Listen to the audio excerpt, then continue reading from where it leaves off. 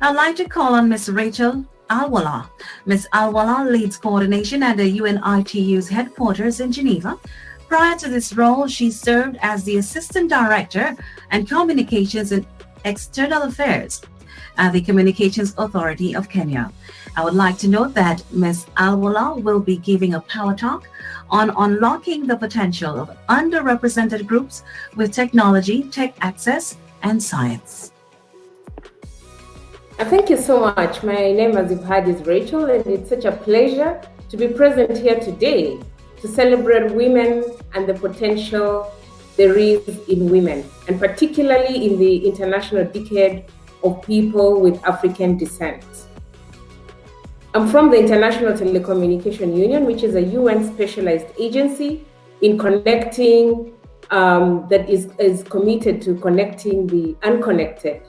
And before I go ahead, let me say a happy Women's Day to all the amazing women out here. I would like to share from an ITU perspective how we can unlock the potential of underrepresented women and groups with technology, tech access, and science. I'm sure many of you will agree that technology continues to provide a platform for many to be heard, to progress, and to improve livelihoods. The uptake of ICTs rapidly increased, especially during this COVID pandemic, and it remained the only way for people to continue to work, run businesses, stay in communication, and live normally. In fact, never in human history has any technology been rapidly embraced as we have seen.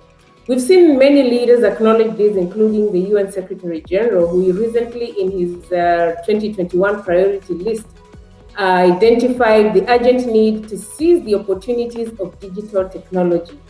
And as it were, data from the ITU shows that only, we have about 3.7 billion that people that is almost half the world's population, that don't have access or any form of access to the internet, meaning no access to this technology that provides the numerous opportunities. And of the people who have internet access, only 48% are women.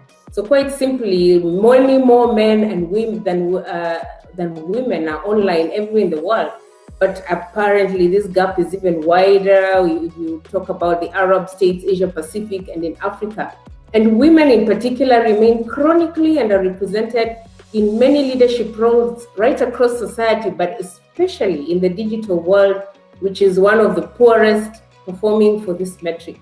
So the question remains, how do we unlock the potential for those who are offline, especially those who are underrepresented? Think of that woman in the remote African village, that person with a disability, the girl who is not able to learn during COVID pandemic because she has no access to internet, or the boy who is illiterate, or the more nomad who is living in a rural and remote area. These are groups that experience the most acute forms of digital inclusion. So what is it that we need to do to ensure that no one is left behind? Let me suggest to you 3 focus areas that would help us create the traction that we need. First is we need the right environment. We need right policies that can create a friendly, investment-friendly environment, and also help to grow the businesses that are already existing in digital. For example, building infrastructure in the rural areas is not cheap, especially where it's sparsely populated.